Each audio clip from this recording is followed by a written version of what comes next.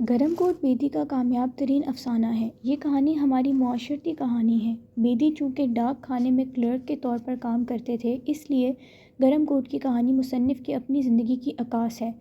اس افسانے میں بیدی ہمیں محبت طاقت کو ہر چیز پر حاوی دکھاتے ہیں۔ دونوں میاں بیوی اپنی خواہشات کو دبا کر ایک دوسرے کی ضروریات پوری کرنے کی کوشش میں محور رہتے ہیں۔ مصنف کے مطابق جو لوگ معاشی حالات کی چکی میں پس رہے ہوتے ہیں، ان میں اگر آپس میں محبت، وفا اور قربانی کا جذبہ ہو تو ان کے گھر کی گاڑی پھر بھی اچھی چلتی رہتی ہے۔ بدقسمتی یہ ہے کہ ہمارے ہاں کم آمدنی والا تنخواہ دار طبقہ بہت دشوار زندگی بسر کرتا ہے۔ مہنگائی آئے دن بڑھتی رہتی ہے، مگر افسوس کہ ان کی آمدنی وہی رہتی ہے۔ المیہ یہ ہے کہ یہ طبقہ مہینے کے شروع کے دنوں میں اپنی ضروریات زندگی پر پیسے خرچ کر کے باقی دن قرض کے سہارے کاٹتا ہے۔ سالہ سال سے یہ طبقہ مہنگائی اور معاشی مسائل تلے پستا جا رہا ہے۔ حکومتیں ان کے لیے سوائے نعرے بازی اور تقریروں کے علاوہ کچھ مہیا نہیں کرتیں۔ دولت کی اس غیر مساویانہ تقسیم سے ایک طبقہ لوٹ مار کر رہا ہے اور دوسرا طبقہ قربانی دے رہا ہے۔ یوں لگتا ہے کہ جیسے تنخواہ دار طبقہ مدتوں خوشحالی دیکھ ہی نہیں پائے گا۔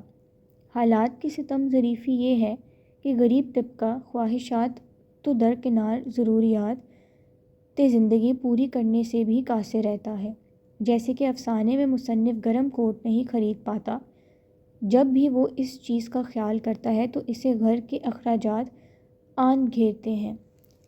زیر نظر افسانے میں شمی کا کردار لازوال حیثیت کا کردار ہے۔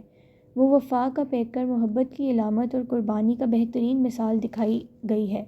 مصنف کے مطابق جن گھروں میں شمی جیسی ہمدرد، وفا شمار اور محبت کرنے والی بیویاں ہوں، وہ گھر جنت کا ایک نمونہ بن جاتے ہیں۔ ان کے مرد کبھی رشوت نہیں لیتے اور کبھی غلط کام نہیں کرتے۔ اس میں شک نہیں کہ جب گھر کی عورت سلیقہ شعار اور وفادار ہو تو گھر کی تمام پریشانیاں ختم ہو جاتی ہیں۔ اس افسانے میں شمی ہمیشہ اپنے خاوند کے لیے محبت اور ایثار کی علامت بن کر رہی۔ پورے افسانے میں شمی نے خاوند سے اپنی خواہش کے اظہار کا بالکل نہیں کیا۔ شمی میں ہماری مشرقی روایات کا عکس دکھائی دیتا ہے۔ اس کے کردار میں ایک تہذیب، وفا، رکھ رکھاؤ اور وزاداری ہے۔ افسانہ گرم کوٹ کی زبان سادہ ہے۔